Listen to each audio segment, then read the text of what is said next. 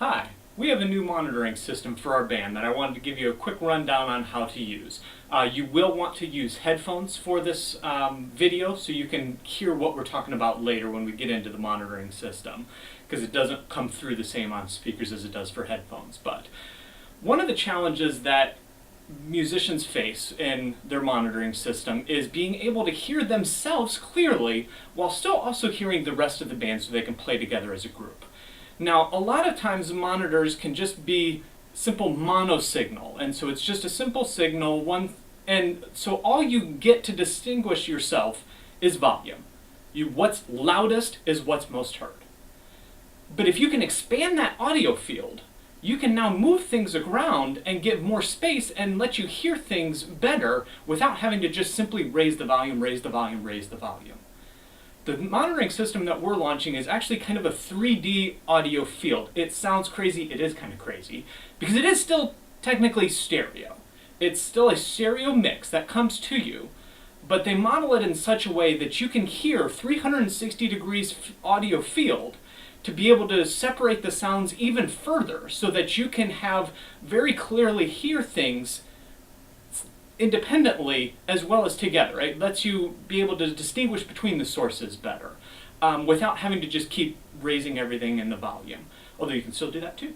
But so I just wanted to give you a quick rundown on that. The sound themselves will come from these new wireless in-ear monitors. So you are now wireless. You can move around on the stage without, accidentally pulling a cord or something, and that never happens. But so that was one thing that people were asking for, so now we have that. These are wireless, so you're free there.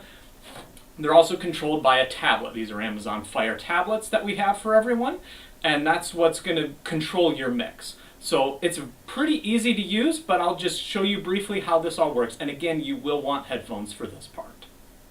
Alright, so I'm going to show you on the Amazon Fire tablets here. The first thing you're going to do is just turn them on, little button right here. It's going to pull up an ad, just swipe up from the middle there. And that will pull up the Klang app most likely. It's usually just going to stay in this app. You're not going to have to worry about finding it. But so it'll pull this right up.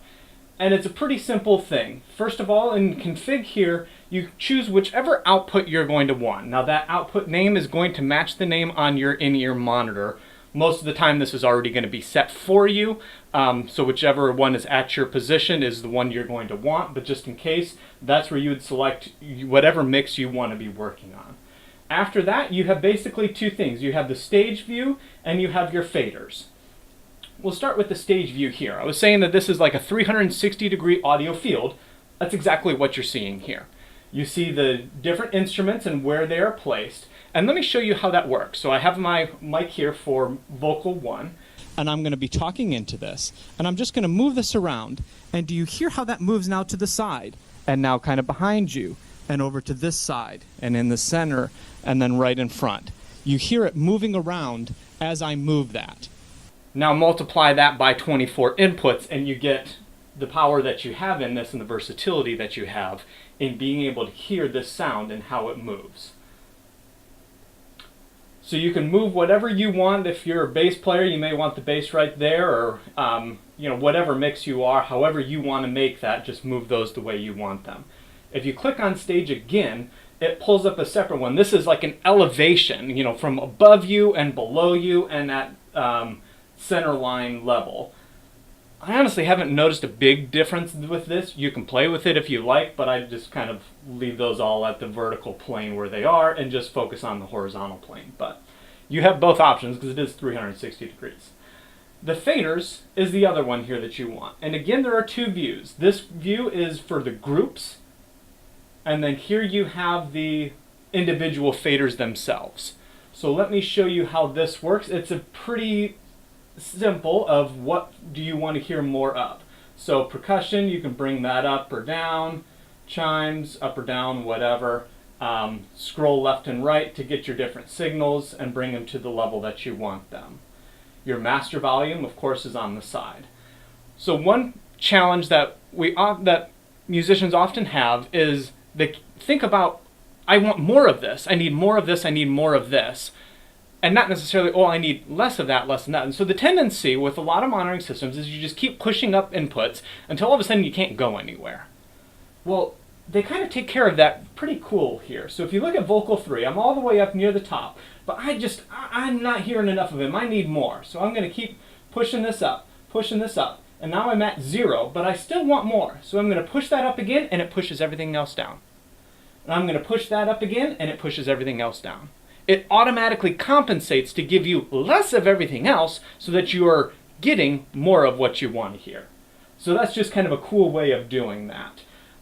If you switch over to the other view of the faders here, in the group view, okay, think of this view as a pie chart. And so you have your whole pie of your mix and the volume of it, and how is that divided between these different groups of click drums, guitars, band, choir, vocals, and the congregation mics. So as I push one of these up or down, it's going to compensate on the others. It's going to bring those up. So it's just redistributing that share of the pie between the groups while still keeping your overall volume level the same. And again, your master volume is always there on the side. Honestly, that's about it. It's pretty intuitive, pretty easy to use. A couple of notes. We had to submix some things in here to get them all in. So like the drums come in as one input. If there are changes that need to be made that would need to be to that mix, that would have to come from the sound person and talk to them about that, but recognize that's for everyone in the band. That's not just for you.